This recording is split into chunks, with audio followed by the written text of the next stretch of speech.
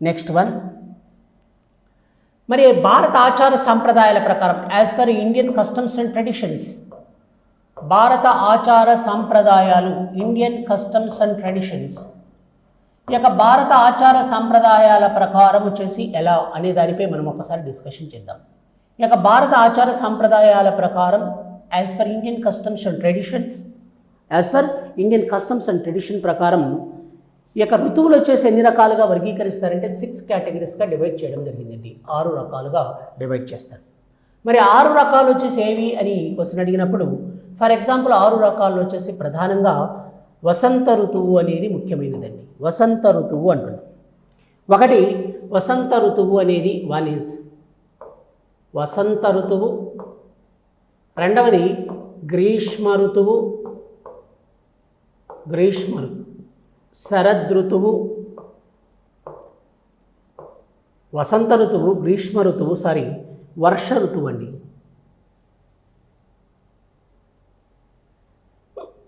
వర్ష ఋతువు,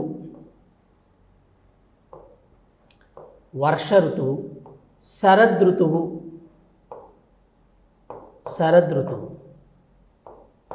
హేమంత ఋతువు, హేమంత సీజన్, హేమంత ఋతువు, అదేవిధంగా శిశిర ఋతువు అని ఇలా as per Indian customs and tradition, భారత ఆచార సాంప్రదాయాల ప్రకారం ఇలా ఋతువులు ఉన్నాయండి. ఏమేమి ఉన్నాయండి? వసంత ఋతువు, గ్రీష్మ ఋతువు, వర్ష ఋతువు, శరదృతువు, హేమంత ఋతువు, శిశిర ఋతువు అని ఇలా చెప్పుకుంటారు. మరి యొక్క వసంత ఋతువు అనేది ఎప్పుడు అనేది దానిపై మనం ఒకసారి డిస్కషన్ చేసే ముందు, మరి యొక్క వసంత ఋతువు వచ్చేసి ఇప్పుడు ఇక్కడ జనరల్గా ఒక్కొక్క సీజన్ ఏం చేస్తారంటే 2 తెలుగు నెలలు 2 ఇంగ్లీష్ నెలలుగా డివైడ్ చేస్తున్నారు. వసంత ఋతువు వచ్చేసి ప్రధానంగా ఎలా అంటే మార్చి ఏప్రిల్ అన్న విషయాన్ని మీరు గుర్తుపెట్టుకోవాలి. మార్చి ఏప్రిల్ మాసాలు. కాబట్టి వసంత ఋతువు ఇంగ్లీష్ నెలల ప్రకారం మార్చి ఏప్రిల్లో ఉంటుంది. మరి తెలుగులో వచ్చేసి ఏమంటారంటే చైత్రం వైశాఖం అన్న విషయాన్ని మనం గుర్తుపెట్టుకోవాలి. చైత్రం వైశాఖం. వసంత ఋతువు మార్చి ఏప్రిల్, చైత్రం వైశాఖం. గ్రీష్మ ఋతువు వచ్చేసి గ్రీష్మ ఋతువు మే అండ్ జూన్, మే మరియు జూన్ మాసాలు గ్రీష్మ ఋతువు. జ్యేష్టం ఆషాఢ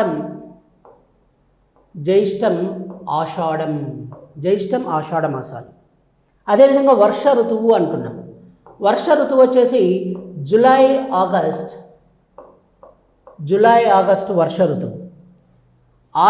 జ్యేష్టం ఆషాఢం, శ్రావణం మరియు భాద్రపదం అన్న విషయాన్ని మీరు గుర్తుపెట్టుకోవాలి. శ్రావణం మరియు భాద్రపదం. శరదృతువు అంటున్నాం. శరదృతువు వచ్చేసి September and October. Next one English నెలలో వచ్చే తెలుగు నెలలో వచ్చేసి ఆశ్వయుజం మరియు కార్తీకం. నెక్స్ట్ వన్ ఇస్ హేమంత ఋతువు. ఈ యొక్క హేమంత ఋతువు సెప్టెంబర్ అక్టోబర్ అయితే నవంబర్ డిసెంబర్ వచ్చేసి ఏంటంటే మార్గశిరం పుష్యం. నెక్స్ట్ వన్ శిశిర ఋతువు. జనవరి అండ్ ఫిబ్రవరి మాసాలు, మాఘం మరియు ఫాల్గుణం అన్న విషయాన్ని మీరు గుర్తుపెట్టుకోవాలి. కాబట్టి ఏంటండి ఇవి? కాబట్టి భారత ఆచార సాంప్రదాయాల ప్రకారం according to Indian customs and tradition seasons are classified into 6 categories. కాబట్టి భారత ఆచార సాంప్రదాయం ప్రకారం ఎన్ని రకాలుగా వర్గీకరించారంటే 6 రకములుగా వర్గీకరించారు. వసంత ఋతువు, గ్రీష్మ ఋతువు, వర్ష ఋతువు, శరద్ ఋతువు, హేమంత ఋతువు, శిశిర ఋతువు. వసంత ఋతువు అన్నప్పుడు ఇంగ్లీష్ నెలలు మార్చి ఏప్రిల్, ఇంగ్లీష్లో చైత్రం వైశాఖం. గ్రీష్మ ఋతువు మే జూన్, జ్యేష్ఠమాషాఢం. వర్ష ఋతువు వచ్చేసి జూలై ఆగస్టు, శ్రావణం అండ్ భాద్రపదం. శరద్ ఋతువు వచ్చేసి సెప్టెంబర్ అక్టోబర్, ఆశ్వయుజం అండ్ కార్తీకం. హేమంత ఋతువు నవంబర్ డిసెంబర్, మార్గశిరం పుష్యం. శిశిర ఋతువు జనవరి అండ్ ఫిబ్రవరి, మాఘం అండ్ ఫాల్గుణం అని ఇలా ఇన్ని రకాలుగా డివైడ్ చేయడం జరిగింది. ఓకేనండి, ఇవి ఇలా విషయాలు ఉన్నాయి. నెక్స్ట్ మనం ఇంకా డిస్కషన్ చేయాల్సిన ప్రధానమైన అంశాలు వచ్చేసి ఏంటంటే ఇక్కడ మనం డిస్కషన్ చేయాల్సిన ఇంకా అంశాలు ఏమున్నాయి సార్? ఇక్కడ డిస్కషన్ చేయాల్సిన అంశాలు చూడండి. వన్ ఈజ్ ఇవి ఇలా విషయాలు ఉంటే రేపు క్వశ్చన్స్ ఎలా అడుగుతారంటే భారత ఋతుపవన వ్యవస్థను, ఏ వ్యవస్థనండి? భారత ఋతుపవన వ్యవస్థను ప్రభావితం చేసే ప్రధానమైన అంశాలేవి అంటాడు. భారత ఋతుపవన వ్యవస్థను కాబట్టి భారత ఋతుపవన వ్యవస్థను ప్రభావితం చేసే అంశాలు, కాబట్టి భారత ఋతుపవన వ్యవస్థను ప్రభావితం చేసే ప్రధానమైన అంశాలు అన్నప్పుడు ఏమేమి ఉన్నాయో ఒకసారి చూద్దాం. కాబట్టి భారత ఋతుపవన వ్యవస్థను ప్రభావితం చేసే ప్రధానమైన అంశాలు ఏంటండి? మీకు నేను ఆల్రెడీ ఏం చెప్పానంటే శీతోష్ణ స్థితిని ప్రభావితం చేసే అంశాలు అన్నప్పుడు ఒకటి అక్షాంశాలు, రెండవది ఎత్తు, మూడవది వచ్చేసి నీటికి భూమికి గల సంబంధం అని చెప్పాను. ఓకేనా అండి? అవి ఎలా ప్రభావితం చేస్తాయి అనేది మీకు అందరికీ తెలుసు. ఎలా తెలుసు అంటే ఇప్పుడు ఫర్ ఎగ్జాంపుల్ అక్షాంశాలు శీతోష్ణ స్థితిని ప్రభావితం చేస్తాయి అన్నాం. ఎస్, డెఫినెట్గా ప్రభావితం చేస్తాయి. ఎలా అంటే అక్షాంశాలు అంటే ఏంటంటే ప్రధానంగా ఇప్పుడు 0 డిగ్రీ భూమధ్య రేఖ ఉంది. 0 డిగ్రీ భూమధ్య రేఖ ఏం ప్రభావితం చేస్తుందండి? ఇది అధిక ఉష్ణోగ్రత, అధిక వర్షపాతం, దట్టమైన అడవులు ఉంటాయి. కర్కట రేఖ అన్నప్పుడు అధిక ఉష్ణోగ్రత, స్వల్ప వర్షపాతం, ఖండానికి పశ్చిమ భాగంలో ఉష్ణమండల ఎడారులు ఏర్పడతాయి. నెక్స్ట్ వన్ వచ్చేసి మకర రేఖ కూడా అంతే, సేమ్ కండిషన్స్ ఉంటాయి. తర్వాత ఆర్కిటిక్ మరియు అంటార్కిటిక్ ప్రాంతంలో ఎలా ఉంటుందని చాలా చల్లగా ఉంది. It is full covered with frozen, పూర్తిగా మంచుతో కప్పబడిన ప్రాంతాలు. కాబట్టి అక్షాంశాలు అనేవి శీతోష్ణ స్థితిని ప్రభావితం చేసే కారకాలలో ప్రధానమైనది ఒకటి వన్ ఈజ్, అది పక్కకు పెట్టండి, ఎందుకంటే ఇది చెప్పేటప్పుడు అది చెప్పాలి కంపల్సరీ. నెంబర్ 2 వచ్చేసి ఏంటంటే రెండవది వచ్చేసి ఎత్తు, ఆల్టిట్యూడ్ అన్నది. ఎత్తు అనేది కూడా ఎలా ప్రభావితం చేస్తుందంటే ఇప్పుడు చూడండి మీరు, అమృతసర్ పంజాబ్ రాష్ట్రంలోని అమృతసర్ కావచ్చు, హిమాచల్ ప్రదేశ్ రాష్ట్రంలోని సిమ్లాలు కావచ్చు. పంజాబ్ రాష్ట్రంలోని అమృతసర్, హిమాచల్ ప్రదేశ్ రాష్ట్రంలోని సిమ్లాలు ఒకే ఆల్టిట్యూడ్ మీద ఉన్నాయి, ఒకే అక్షాంశం మీద ఉన్నాయి. అమృతసర్ కావచ్చు, సిమ్లా కావచ్చు. కానీ పంజాబ్ రాష్ట్రంలోని అమృతసర్లో టెంపరేచర్ ఎక్కువగా ఉంటే వేసవి కాలంలో, అదే మీకు శీతాకాలంలో వేసవి కాలంలో హిమాచల్ ప్రదేశ్లోని సిమ్లాలో ఎలా ఉంటుందంటే చాలా చల్లగా ఉంటుంది. రెండు కూడా ఒకే ఆల్టిట్యూడ్ మీద ఉన్నాయి కదా, ఒకే లాటిట్యూడ్ మీద ఉన్నాయి. మరి లాటిట్యూడ్ మీద ఉన్నప్పటికీ కూడా అమృతసర్లో వేడిగా ఉంటే మరి సిమ్లాలో మాత్రం ఎలా ఉంటుందంటే టెంపరేచర్ చాలా తక్కువగా ఉండి చాలా చల్లగా ఉంటుంది, కూల్ క్లైమేట్ ఉంటుంది. ఎందుకు అలా అంటే అమృతసర్ కన్నా సిమ్లా అనేది ఆల్టిట్యూడ్ ప్రకారం, ఎత్తు ప్రకారం చాలా ఎత్తులో ఉంది.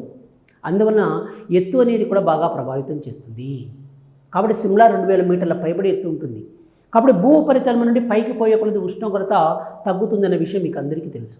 కాబట్టి భూ ఉపరితలం నుండి పైకి పోయే కొలది ఉష్ణోగ్రత తగ్గుతుంది. మరి పైకి పోయే కొలది ఉష్ణోగ్రత తగ్గుతుంది అంటున్నారు కదా, ఉష్ణోగ్రత తగ్గడాన్ని ఏమని పిలుస్తారు అంటే the normal lapse rate of temperature అని సాధారణ ఉష్ణోగ్రత క్షీణతా క్రమం అంటారండి. కాబట్టి సాధారణ ఉష్ణోగ్రత క్షీణతా క్రమం అంటే the normal lapse rate of temperature అంటారు. The normal lapse rate of temperature అంటే మరి అకార్డింగ్ టు హైట్ అంటే ఆన్ ఎర్త్ సర్ఫేస్, భూ ఉపరితలంపై పైకి పోయే కొలది ఉష్ణోగ్రత అనేది తగ్గుతుంది. మరి ఉష్ణోగ్రత అనేది తగ్గుతుంది కాబట్టి ఆ ఉష్ణోగ్రత తగ్గడాన్ని ఏమని పిలుస్తారంటే సాధారణ ఉష్ణోగ్రత క్షీణతా క్రమం అని పిలుస్తారు. ఒకటి లేయర్స్ ఉంటాయండి, వాతావరణంలో లేయర్స్ ఉన్నాయి. స్ట్రాటో అని, ట్రోపో ఆవరణం అని, స్ట్రాటో ఆవరణం అని, మెసో ఆవరణం అని, ఎక్సోస్పియర్ అని, థర్మో ఆవరణం అని ఇలా ఉన్నాయి. కాబట్టి ట్రోపో ఆవరణంలో వచ్చేసి ఎలా ఉంటుందంటే we are living on the troposphere. మనమందరం కూడా మానవాళి సమస్త జీవరాశి అన్నీ కూడా ఎక్కడ ఉన్నాయంటే ట్రోపోస్పియర్లోనే ఉన్నాయి. ఈ యొక్క ట్రోపో ఆవరణంలో ఎలా ఉంటుందంటే భూమి యొక్క ఉపరితలం నుండి పైకి పోయే కొలది ఉష్ణోగ్రత అనేది తగ్గుతుంది. ఉష్ణోగ్రత తగ్గడాన్ని ఏమని పిలుస్తారంటే the normal lapse rate of టెంపరేచర్ని సాధారణ ఉష్ణోగ్రత క్షీణతా క్రమం అంటారు. అదే స్ట్రాటోస్పియర్లో వచ్చేసి ఎలా ఉంటుందంటే according to height the temperature increase, ఉష్ణోగ్రత అనేది పెరుగుతుంది. మరి ఉష్ణోగ్రత పెరగడాన్ని ఏమంటారంటే టెంపరేచర్ ఇన్వర్షన్ అని, ఉష్ణోగ్రత విలోమం అంటారు. మరి అక్కడే టెంపరేచర్ ఎందుకు పెరుగుతుంది సార్ పైకి పోయేటప్పటికి, అది ఇంకా పైన ఉంటుంది కదా ట్రోపోస్పియర్ పైన అంటే అక్కడ జనరల్గా ఏమవుతుందంటే సూర్యుని యొక్క కిరణాలను వచ్చేసి ఈ యొక్క ఓజోన్ లేయర్ అనేది అడ్డగిస్తుంది, O3 అంటారు. O3 ఆర్ ఓజోన్ లేయర్ అనేది అడ్డగించడం వల్ల ఈ యొక్క స్ట్రాటో ఆవరణంలో వచ్చేసి పైకి పోయే కొలది ఉష్ణోగ్రత తగ్గదు, పెరుగుతుంది. మరి ఉష్ణోగ్రత పెరగడాన్ని ఏమని పిలుస్తారంటే టెంపరేచర్ ఇన్వర్షన్ అంటారు. తెలుగులో ఏమంటారంటే ఉష్ణోగ్రత విలోమం అంటారు. ఓకేనండి, ఇవి ఇలా విషయాలు. తర్వాత భూమికి నీటికి కల సంబంధం, the relationship between land and water అని. కాబట్టి సముద్ర పవనాలు భూమి మీదకి వీస్తాయి, తర్వాత భూపవనాలు వచ్చి సముద్రం మీదకి వీస్తాయి, ఇలాంటివి జరుగుతాయి. ఇవన్నీ కూడా మరి దేన్ని బాగా ప్రభావితం చేస్తాయంటే క్లైమేట్, శీతోష్ణస్థితిని ప్రభావితం చేసే ప్రధానమైన అంశాలు. మరి ఇక్కడ ఏంటి అంటే భారత ఋతుపవన వ్యవస్థను ప్రభావితం చేసే ప్రధానమైన అంశాలు ఏవి అని క్వశ్చన్ అడుగుతాడు. కాబట్టి భారత ఋతుపవన వ్యవస్థను ప్రభావితం చేసే అంశాలు అనగానే మనం ఏం చెప్పాలంటే ఈ యొక్క భారత ఋతుపవన వ్యవస్థను ప్రభావితం చేసే అంశాల్లో ఒకటి వచ్చేసి మనం ఏం చెప్పుకోవచ్చు అంటే ఎల్ నీనో అండి. ఎల్నినో అనే అంశము బాగా ప్రభావితం చేస్తుంది. One is El Niño. రెండవది లానినో అనే అంశం కూడా బాగా ప్రభావితం చేస్తుంది. ఎల్నినో మరియు లానినో, ఎల్నినో లానినో. అదేవిధంగా జెట్ స్ట్రీమ్స్, ఇవి భారత ఋతుపవన వ్యవస్థను బాగా ప్రభావితం చేసే అంశాలు అన్న విషయాన్ని మీరు గుర్తుపెట్టుకోవాలి.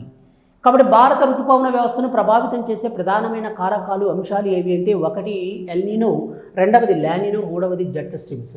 ఎల్నినో అంటే ఏంటంటే ఎల్నినో వచ్చేసి ఎల్నినో అంటే ఇది ఒక సముద్ర పవనం అండి. ఈ యొక్క ఎల్నినో సముద్ర పవనం ఎక్కడ అక్కర్ అవుతుంది, ఎక్కడ ఆరిజిన్ అవుతుంది అంటే ఇది పసిఫిక్ మహాసముద్రంలో సంభవించే పసిఫిక్ ఓషన్, పసిఫిక్ మహాసముద్రంలో క్రియేట్ అయ్యే ఒక సముద్ర పవనం. It is one type of ocean wind. ఈ యొక్క ఓషన్ విండ్ వచ్చేసి పసిఫిక్ ఓషన్లో మరి యొక్క ఎల్నినో అనేది స్టార్ట్ అవుతుంది. ఇక్కడ ఒక విషయం ఏంటంటే కొంచెం జాగ్రత్తగా వినండి. ఎల్నినో అంటే ఏంటంటే జనరల్గా ఎల్నినో అంటే అర్థం క్రైస్ట్ బేబీ అని అర్థం. క్రైస్ట్ బేబీ, క్రీస్తు బాలుడు అని అర్థం. ముఖ్యంగా ఈ యొక్క క్రిస్మస్ టైంలో ఈ యొక్క విండ్ అనేది క్రియేట్ అవుతుంది పసిఫిక్ ఓషన్. అందువల్ల దీన్ని ఏమన్నారంటే ఎల్నినో అంటే క్రైస్ట్ బేబీ అని అర్థం. మరి యొక్క క్రైస్ట్ బేబీ అన్నారు. ఎల్నినో అంటే క్రైస్ట్ బేబీ అని అర్థం. ఇది పసిఫిక్ ఓషన్లో క్రియేట్ అయ్యే ఒక సముద్ర పవనం, ఓషన్ విండ్. సార్ రెండవది వచ్చేసి ఏంటి అంటే ఈ యొక్క ఎల్నినో అనేది ముఖ్యంగా ఏంటంటే ఎవరీ 2 and 5 years, 2 మరియు 5 సంవత్సరాలకు ఒకసారి భారత భూభాగం మీదకి వీయవలసిన ఈ పవనం దక్షిణ అమెరికా ఖండంలోని పెరు తీరం మీదకి వీస్తుందండి. 2 మరియు 5 సంవత్సరాలకు ఒక మారు, అది 2 సంవత్సరాలు కావచ్చు, 5 సంవత్సరాలు కావచ్చు, 2 మరియు 5 సంవత్సరాలకు ఒక మారు భారత భూభాగం మీదకి వీయవలసిన ఈ పవనం ఎల్నినో అనే పవనం, సముద్ర పవనం మరి ఎక్కడికి వీస్తుందంటే దక్షిణ అమెరికా ఖండంలోని పెరు తీరం మీదకి వీస్తుంది. పెరు తీరం మీదకి వీసినప్పుడు ఈ యొక్క సముద్ర పవనం ఇది మరి జనరల్గా దీనివల్ల ఏమవుతుంది సార్ అంటే టెంపరేచర్ ఎక్కువై ఈ యొక్క సముద్ర పవనం వల్ల ఏమవుతుంది వేడి అనేది పెరిగి ఈ యొక్క పెరు తీరంలో పెద్ద ఎత్తున చేపలు కూడా చనిపోతాయి. వర్షపాతం అనేది కూడా అక్కడ ఎక్కువగా పడుతుంది, మన దగ్గర వర్షపాతం అనేది తక్కువగా పడుతుంది. మనకు పడాల్సిన వర్షం అలా వెళ్ళిపోతుందండి. కాబట్టి అందువలన దీన్ని ఏమంటారంటే ఎల్నినో వల్ల భారత ఋతుపవన వ్యవస్థ బాగా ప్రభావితం చేస్తుంది. ఎందుకంటే మరి మన దగ్గర పడాల్సిన వర్షాలు పెరు తీరంలో వర్షం పడుతుంది దక్షిణ అమెరికా ఖండంలో.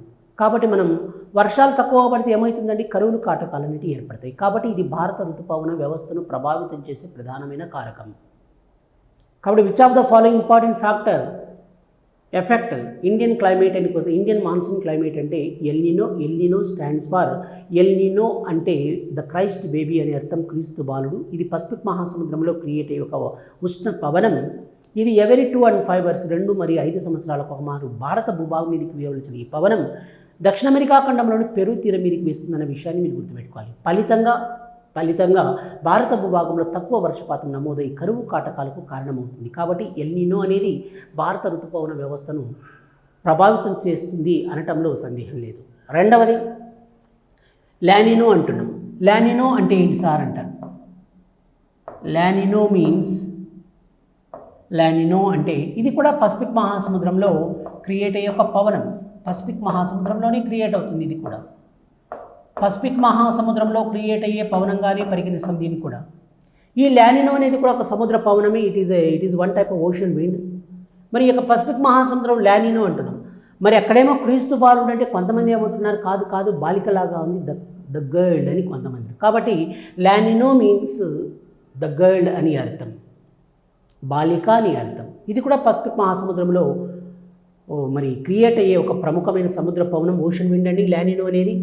ఈ యొక్క లానినోకు సంబంధించి ఇది కూడా మరి ఏం చేస్తుందంటే 2 మరియు 5 సంవత్సరాలకు ఒక మారు భారత భూభాగం మీదకి నుంచి విపరీతమైన ద హ్యూజ్ రెయిన్ఫాల్ అండి, పెద్ద ఎత్తున వర్షపాతం అనేది సంభవించడానికి కారణమవుతుంది. హ్యూజ్ రెయిన్ఫాల్, పెద్ద ఎత్తున వర్షపాతం పడటానికి కారణమవుతుందన్న విషయాన్ని మనం గుర్తుపెట్టుకోవాలి. హ్యూజ్ రెయిన్ఫాల్, పెద్ద ఎత్తున వర్షపాతం సంభవించడానికి కారణమవుతుంది ఈ యొక్క లానినో అనేది.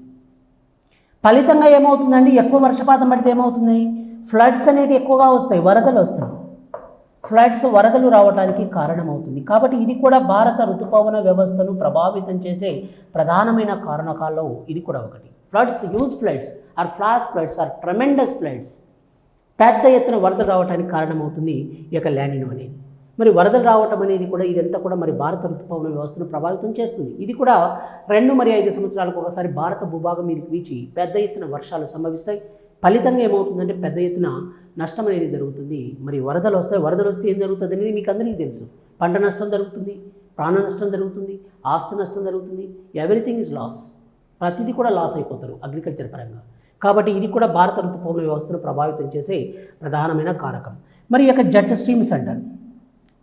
జెట్ స్ట్రీమ్స్ అంటే మరి ముఖ్యంగా వీటి వల్ల జెట్ స్ట్రీమ్స్ అంటే మీరు ఫ్లైట్స్ అండ్ ఎయిర్ క్రాఫ్ట్స్ అనుకున్నారు. కాబట్టి జెట్ స్ట్రీమ్స్ అంటే ఇది ఒక పవనం.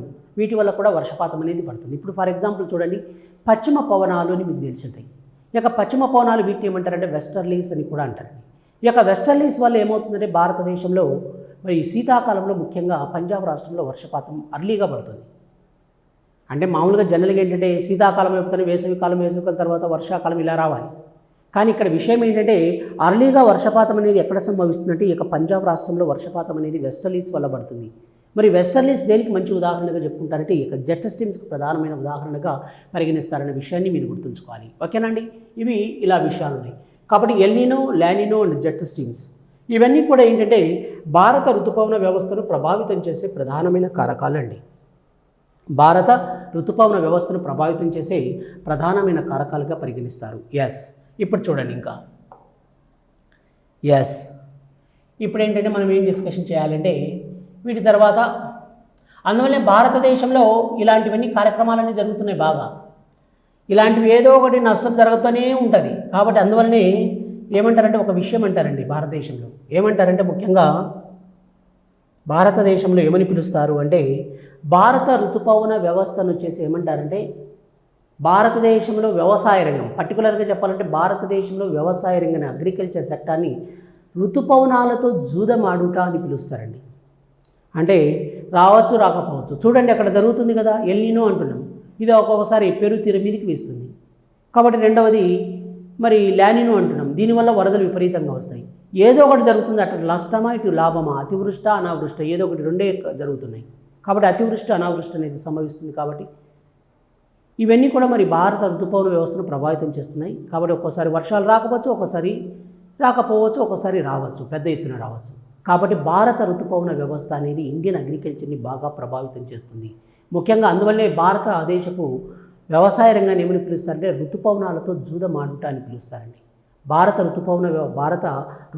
ఋతుపవనాలను ఏమంటారంటే ఇండియన్ అగ్రికల్చర్తో జూదమాడుట అంటారు. కాబట్టి భారత వ్యవసాయ రంగాన్ని ఋతుపవనాలతో జూదమాడుట అని పిలుస్తారనే విషయాన్ని మీరు గుర్తుపెట్టుకోవాలి. ఓకేనండి. ఎస్, ఇప్పుడు చూడండి ఇంకొక విషయం ఏంటంటే మరి భారతదేశంలో ఇవి ఇలా విషయాలు ఉన్నప్పుడు రెండవది ఏంటంటే ముఖ్యంగా ఇప్పుడు చూడండి జనరల్గా మీరు చూస్తూ ఉంటారు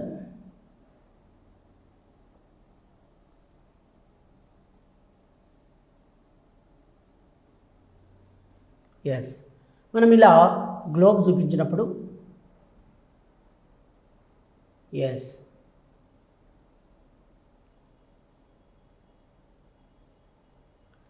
ఇప్పుడు గ్లోబు ఇలా ఉందండి. ఇలా ఉన్నప్పుడు మీకు ఏమవుతుంది అంటే అప్పుడప్పుడు చూడండి ఇక్కడ ఇది 0 డిగ్రీ భూమధ్య రేఖ, మీకు అందరికీ తెలిసిన విషయమే. ఇది 0 డిగ్రీ భూమధ్య రేఖ. ఈ భాగాన్ని ఏమంటారంటే సబ్ ట్రాపికల్ జోన్ అని, ఇది కూడా ఉప ఆయన రేఖ మండలం అని పిలుస్తారండి. ఉప ఆయన రేఖ మండలం అంటారు. దీన్ని 0 డిగ్రీ భూమధ్య రేఖ అంటారండి. 0 డిగ్రీ భూమధ్య రేఖ ఏమంటారంటే దీన్ని 0 డిగ్రీ భూమధ్య రేఖ అంటారు.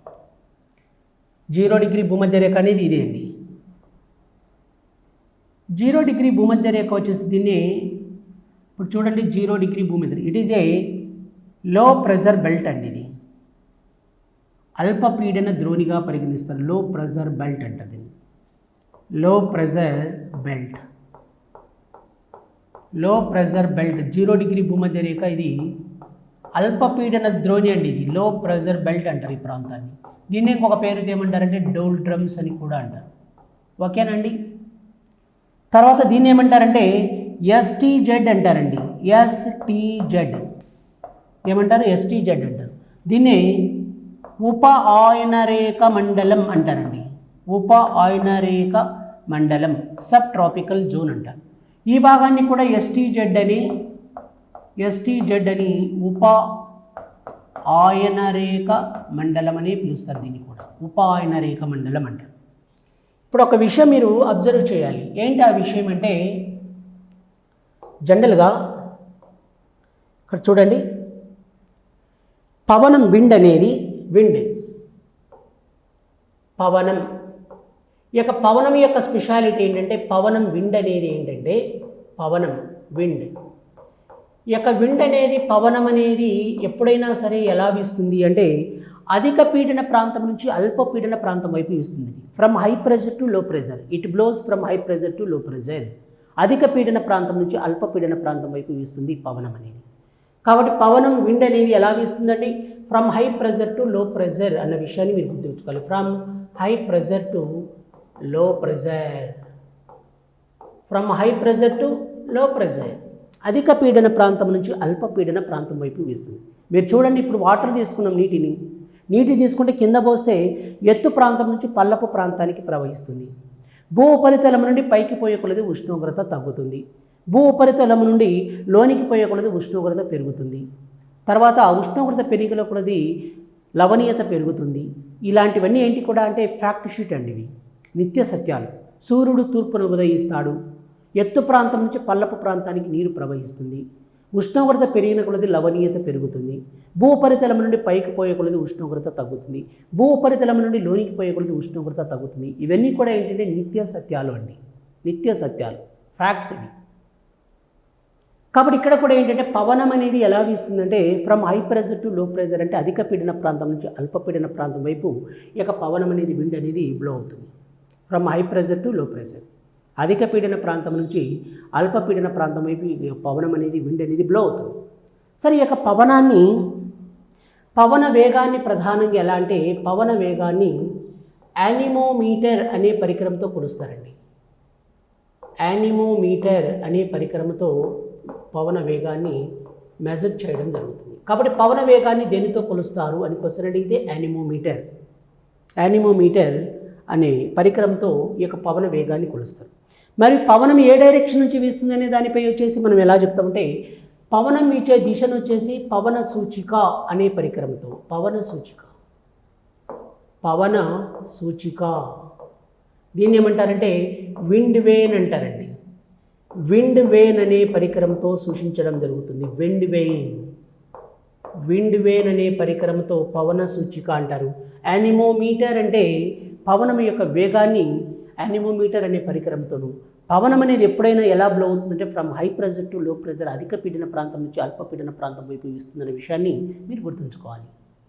ఎస్, ఇవి ఇలా విషయాలు ఉంటే, ఇప్పుడు మనం ఏమంటున్నాం, from high pressure to low pressure అని చెప్పాము. ఇప్పుడు ఫర్ ఎగ్జాంపుల్ 0 డిగ్రీ భూమధ్య రేఖ వచ్చేసి ఇది ఏంటంటే లో ప్రెజర్, ఇది అల్పపీడన ద్రోణి అండి. కాబట్టి భూమధ్య రేఖ ప్రాంతంలో ఎలా ఉంటుందంటే అధిక ఉష్ణోగ్రతలు ఉండటం వల్ల లో ప్రెజర్ అనేది ఏర్పడుతుంది. కాబట్టి హై ప్రెజర్ వచ్చేసి ఎక్కడుంది సార్? హై ప్రెజర్ వచ్చి 0 డిగ్రీ భూమధ్య రేఖ పై భాగంలో ఎస్టీజెడ్ అంటారు. దీన్ని ఉప ఆయన రేఖ మండలం అంటారు. ఈ యొక్క ఉపాయన రేఖ మండలం వచ్చేసి ఇక్కడ ఏముంటుందంటే హై ప్రెజర్ అంటే అధిక పీడనం ఉంటుంది ఉత్తరార్ధగోళంలో ఎస్టీజెడ్ దగ్గర. మరి దక్షిణార్ధగోళంలో ఎస్టీజెడ్ ఉపాయన రేఖ మండలం ఇక్కడ కూడా ఏముంటుందంటే అధిక పీడన మండలం. ఇది కూడా అధిక పీడన మండలం అన్న విషయాన్ని మీరు గుర్తుపెట్టుకోవాలి. అధిక పీడన మండలం, ఇది అధిక పీడన మండలమే, ఇది అధిక పీడన మండలం. 0 డిగ్రీ భూమధ్య రేఖ మాత్రమే ఏంటంటే లో ప్రెజర్ బెల్ట్ అంటారు దీన్ని. అల్ప పీడన ద్రోణిని లో ప్రెజర్ బెల్ట్ అని పిలుస్తారన్న విషయాన్ని మీరు గుర్తుంచుకోవాలి. లో ప్రెజర్ బెల్ట్ అంటే కాబట్టి 0 డిగ్రీ భూమధ్య రేఖ అనేది లో ప్రెజర్ బెల్ట్, పై భాగంలో ఎస్టీజెడ్ అంటే సబ్ ట్రాపికల్ జోన్ ఉపాయన రేఖ మండలం, దిగువ భాగంలో ఎస్టీజెడ్ అంటే ఉపాయన రేఖ మండలం. కాబట్టి ఇక్కడ ఏముంటుందంటే ఉత్తరార్ధంలో కావచ్చు దక్షిణార్ధగోళంలో కావచ్చు ఎస్టీజెడ్ వచ్చేసి హై ప్రెజర్ బెల్ట్ అంటే అధిక పీడన మండలం. కాబట్టి ఇక్కడ కండిషన్ ఏం చెప్పానండి, the wind always blows from high pressure to low pressure అంటే అధిక పీడన ప్రాంతం నుంచి అల్ప పీడన ప్రాంతం వైపు వీస్తుందన్న విషయాన్ని చెప్పాం. కాబట్టి ఇక్కడ హై ప్రెజర్ ఉంది, ఇక్కడ హై ప్రెజర్ ఉంది, ఇక్కడ ఉండే విండ్ ఇక్కడ వీస్తుంది, ఇక్కడ లో ప్రెజర్ ఉంది, మరి ఇక్కడ హై ప్రెజర్ ఉంది, ఇక్కడ లో ప్రెజర్ ఉంది. కాబట్టి high pressure high pressure winds always blows from high pressure to low pressure. కాబట్టి అధిక పీడన ప్రాంతం నుంచి ఇలా అల్పపీడన ప్రాంతం మీదకి వీస్తున్నాయి విండ్స్. ఓకేనా అండి? చూడండి, ఇది ఇలా విషయాలు మీరు గుర్తుపెట్టుకోవాలి. ఓకేనా? ఇది from high pressure to low pressure ఇస్తున్నాయి. ఇంకొక విషయం చూడండి, దిగువ భాగంలో కూడా మీకు ఏంటంటే ఇక్కడ చూడండి ఇంకొక విషయం, దిగువ భాగంలో కూడా STZ అంటే ఉపాయన రేఖ మండలం అన్న. మరి ఇక్కడ కూడా మీకు ఎలా ఉంటుందంటే from high pressure to low pressure, from high pressure to low pressure.